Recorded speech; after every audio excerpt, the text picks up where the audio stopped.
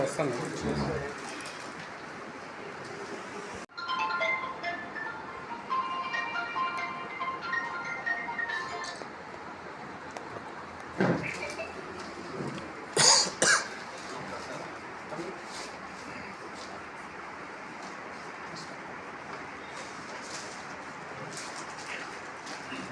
మన రాష్ట్ర బీసీ సంక్షేమ సంఘం రాష్ట్ర మహిళా అధ్యక్షురాలుగా మన జయశ్రీ అక్క గారిని ఎన్నుకున్నానికి మా బీసీ పట్టణ శాఖ తరఫున ధన్యవాదాలు తెలియజేస్తున్నాము. మరీ ముఖ్యంగా మేడం గారు ధర్మవరంలో ఏ కార్యక్రమం చేసినా మేము ఆదరిస్తాం.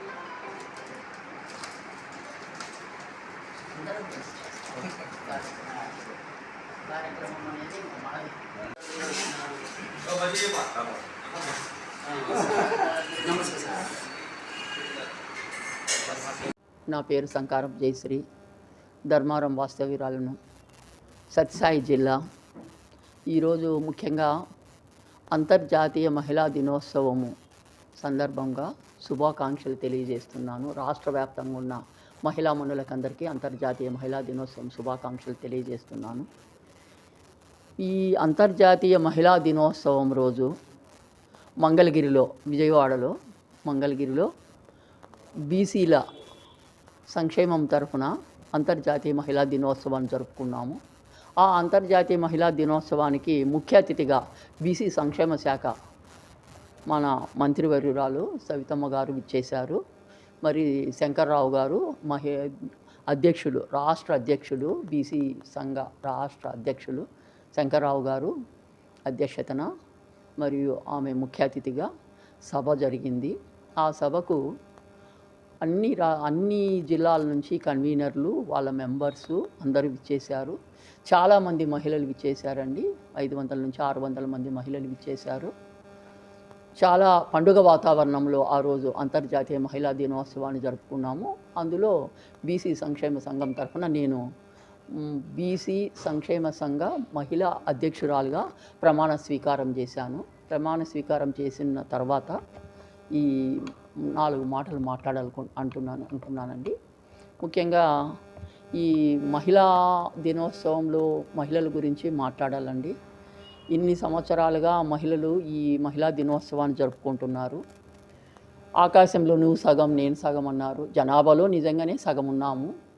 ఈ సగము ఉన్న జనాభా అన్ని రంగాలలో ఈ 21వ శతాబ్దంలో అన్ని రంగాలలో ముందంజలో ఉంది. ముందటిలాగా గృహిణిగా మాత్రం ఆమె పరిమితం కాలేదు. అన్ని రంగాలలో విరివిగా ఆమె విస్తరించి ఉంది. తన మేధో సంపత్తితో ముందంజలో ఉందండి. అటువంటి మహిళ ఈరోజు వివక్షకు గురి అవుతూ ఉందండి. ఏ విధంగా అంటే ఈ వృద్ధుల మీద, పసిపిల్లల మీద కూడా అరాచకాలు, అన్యాయంగా దాడులు మరియు ఈ రేపులు జరగబడుతూ ఉన్నాయండి. అంతేకాకుండా కాలేజీ పిల్లలు ప్రేమ పేరుతో వాళ్ళు ప్రేమించకపోతే వాళ్ళ మీద యాసిడ్ దాడులు చేసేది, అంతా కాకపోతే వాళ్ళని గొంతు కోసి చంపడము జరుగుతుంది. ఇది చాలా భయంకరమైన సోషల్ స్టిగ్మా అని చెప్తున్నాను. ఇంత నాగరికత కాలంలో కూడా ఆమెను ఇంకా ఆట వస్తువుగాను, ఆట బొమ్మగాను చూసి అబలగా చూస్తూ ఈ విధంగా జరుపుతున్నారంటే వాళ్ళ మానసిక వైకల్యం కలిగిన వాళ్ళు అయ్యి ఉంటారని నా నమ్మకము. పాపం ఈరోజు మా అంతర్జాతీయ మహిళా దినోత్సవం సందర్భంగా ప్రతి ఊర్లోనూ చాలా పండుగ వాతావరణంతో మహిళలు ర్యాలీలు తీస్తున్నారండి. ఇంచుమించు 4 రోజుల నుంచి తీస్తున్నారు, ఇంకా 4 రోజులు తీస్తారు. ఈ వారం అంతా పండుగ వాతావరణంతో వాళ్ళు వాళ్ళ ఉనికిని చాటుకుంటున్నారు. కానీ ఈ సోషల్ స్టిగ్మా ఉందే, దీన్ని మాత్రము గవర్నమెంట్ తీవ్రంగా ఆలోచించి వాళ్ళ అటువంటి మానసిక వైకల్యం కలిగి ఇట్లా మహిళల పట్ల దాడులు చేసి గొంతులు కోసి చంపుతున్న వాళ్ళని తీవ్రంగా కఠినంగా శిక్షించి తర్వాత ఇట్లాంటి చర్యలు పునరావృతం కాకోకుండా చూసుకోవాల్సిన బాధ్యత గవర్నమెంట్దేనండి. వీరికి ఇట్లాంటి మానసిక వైకల్యం ఉన్న వాళ్ళకు తప్పక వాళ్ళకి మానసిక రోగులు వాళ్ళకు వైద్యం కూడా ఇచ్చినచో ఇంకా ఫర్దర్ ఇటువంటి చర్యలు ఉండవని నేను భావిస్తున్నానండి. ఇంతేకాకుండా మహిళలు అన్ని రంగాలలో విస్తరించి ఉన్నారు. కానీ రాజకీయంగా కొంతవరకు వెనకబడి ఉన్నామండి. ఇప్పుడు మాకు వేదిక మీద ఉన్న మన ముఖ్య అతిథి మన ఈమె సంక్షేమ బీసీ సంక్షేమ శాఖ మంత్రి సవితమ్మ గారు. ఆమె మహిళగా ఆ స్థాయికి పోయినారంటే ఎన్నో కష్ట నష్టాలకు ఓర్చి, ఎన్నో బాధలు అవమానాలకు ఓర్చిన తర్వాతనే ఆ స్థాయికి పోయి ఉంటుంది. నేను కూడా రాజకీయంగా ఎన్నో బాధలు కష్టాలు నష్టాలు, ఒక్క మహిళ స్వేచ్ఛగా బయటికి వచ్చి లీడర్షిప్ కోసం పోరాడితే ఒప్పుకొని ఆమెను ప్రోత్సహించే వాళ్ళు చాలా తక్కువ అండి. ఎన్నో బాధలు పడిన తర్వాత ఆమె ఆ స్థితికి వచ్చింది. ఇప్పుడు అసెంబ్లీలో ఉన్న చాలామంది ఎమ్మెల్యేలు అయితేనేమి, ఎంపీలు అయితేనేమి, మినిస్టర్లు అయితేనేమి, వాళ్ళందరూ చాలా పోరాటాలు జరిపిన తర్వాతనే ఆ స్థితికి పోయింటారు.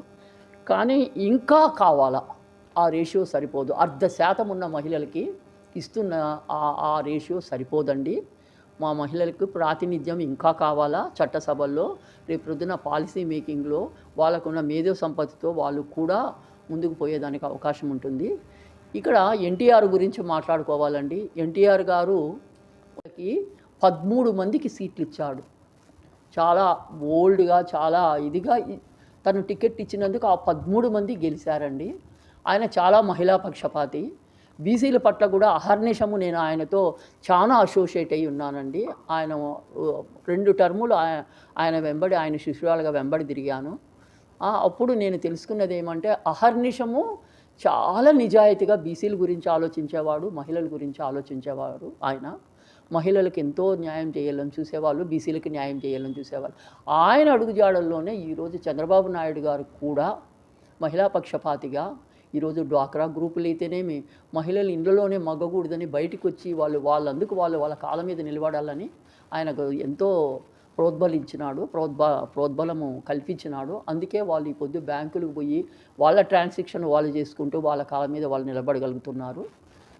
ఆ విధంగా చంద్రబాబు నాయుడు గారు ఎన్టీఆర్ అడుగుజాడల్లోనే పోతూ బీసీలకు సముచితమైన స్థానం ఇస్తున్నారు, మహిళలకు సముచితమైన స్థానం ఇస్తున్నారు. కానీ మా ముఖ్యమంత్రి 60% మంది బీసీలు ఉన్నాము జనాభాలో. ప్రతి ఊర్లోనూ వాళ్ళ జాతులు ఎంత ఉన్నాయని తెలుసుకొని మీరు ఆ ఊర్లో ఆ జాతికి సంబంధించిన వ్యక్తి ఆల్రెడీ లీడర్గా ఎదిగిన వానికి మీరు అన్ని విధాల దోహదం కల్పించి అతనికి ఎమ్మెల్యేగా నిలబడేదానికైతేనేమి, చట్టసభల్లో వేరే దానిలకు పోయేదానికైతేనేమి, మిగతా ఎంపీ అయితేనేమి, ఎమ్మెల్యే అయితేనేమి, జెడ్పీ చైర్మన్లు అయితేనేమి, ఎంపీటీసీ అయితేనేమి, జెడ్పీటీసీనేమి గెలవడానికి అవకాశాలు కల్పిస్తే వీళ్ళు కూడా ముందు వరుసలోకి వస్తారండి. బడుగు బలహీన వర్గాల వారికి మీరు దోహదం చేసిన వాళ్ళు అవుతారు, వాళ్ళకి అవకాశం కల్పించిన వాళ్ళు అవుతారు. దయచేసి మీరు మంచి పెద్ద మనసుతో వీరికి ఇంకా మీదట రాబోయే రోజుల్లో ఎలక్షన్లలో మీరు వీరికి సముచితమైన స్థానము వారి కులాల బట్టి వారి స్థానాలు ప్రాముఖ్యతను బట్టి ఇస్తారని భావిస్తున్నామండి.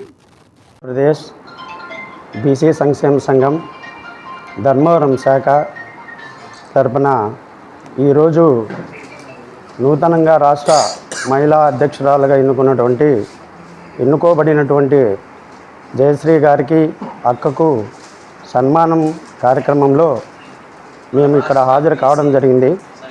ముఖ్యంగా ఈ సందర్భంగా మా సంఘం తరపున మేము ఏం తెలియజేసుకున్నామనుకుంటే, ఇక్కడ ధర్మవరం పట్టణంలో జయశ్రీ అక్క గారు, ఆమె భర్త డాక్టర్ నరసింహులు గారు ఈ ధర్మవరం పట్టణానికి చాలా ముఖ్యమైనటువంటి వ్యక్తులు. ఎందుకంటే వారి సేవలు ధర్మవరం పట్టణంలో చాలా జరిగి ఉన్నవి ఇప్పటికే. అయితే ఈ మహిళా దినోత్సవం 2025 నాడు విజయవాడలో మంగళగిరిలో కేశన శంకర్రావు గారి ఆధ్వర్యంలో అక్కను రాష్ట్ర అధ్యక్షురాలుగా నియమించడం అనేటువంటిది మా అందరికీ, ఈ ధర్మవరం పట్టణానికి, అదేవిధంగా ఈ రాష్ట్ర మహిళా లోకానికి ఒక మంచి శుభప్రదాయం అని చెప్పేసి మేము గుర్తిస్తున్నాము. అదేవిధంగా అక్క గురించి కొన్ని విషయాలు చెప్పదలుచుకున్నాము. అక్క గతంలో అనేకమైనటువంటి కార్యక్రమాలు చేయడం జరిగి ఉన్నవి. ముఖ్యంగా సారాయి ఉద్యమం 1998, 91, 92 మధ్య కాలంలో సారాయి ఉద్యమం, ఈ మహిళలకు సారాయి ద్వారా అనేకమైనటువంటి సమస్యలు ఉన్నాయని, ఈ సారాయే మహిళల యొక్క ఇబ్బందికి అవుతానని చెప్పేసి ముఖ్యంగా మహిళా నారీ లోకం ఈ రాష్ట్రంలో సారాయి ఉద్యమం చేసిన ఉద్యమంలో అక్క ముందుండి పోరాడిందని చెప్పేసి గుర్తించుకోవాల్సినటువంటి అవసరం ఉంది. ముఖ్యంగా 2004లో అక్క రాష్ట్ర టీడీపీ అధ్యక్షురాలుగా కూడా పనిచేసి తెలుగుదేశం పార్టీ టిక్కెట్ను అసెంబ్లీలో పోటీ చేయడానికి కూడా అక్క ముందరికొచ్చి టిక్కెట్ రానందున ఇండిపెండెంట్గా పోటీ చేసి దాదాపు 10,000 ఓట్ల పై మేరకు అక్క ఆ రోజు సాధించడం జరిగింది. అయితే అక్క ఇంకా రాజకీయాల్లోకి ఇంకా ముందుకు రావాల్సినటువంటి అవసరం ఉంది. ముఖ్యంగా నేను ఒక విషయం చెప్పదలుచుకున్నాను. రాజకీయ పార్టీలో ఉన్నటువంటి మహిళా అధ్యక్షులు వేరు, స్వతంత్రంగా ఒక ఇండిపెండెంట్గా ఆంధ్రప్రదేశ్ బీసీ మహిళా అధ్యక్షురాలుగా ఉండడం ఇంకొక ఎత్తు. ఎందుకంటే రాజకీయాలకు అతీతంగా మహిళా లోకానికి సేవ చేసే అవకాశము అక్కకు ఇచ్చినందుకు ఈ రాష్ట్ర కమిటీకి మా ధర్మవరం బీసీ శాఖ తరపున ధన్యవాదాలు తెలియజేసుకుంటున్నాము. ఈ సందర్భంగా మేము అక్కను సన్మానం చేయదలుచుకున్నాము. కాబట్టి అక్కకి అందరూ మద్దతు ఇవ్వాల్సిందిగా కోరుకుంటూ ఈ అవకాశం ఇచ్చినటువంటి ఈ సమావేశానికి ధన్యవాదాలు తెలియజేస్తూ ముగిస్తున్నాం.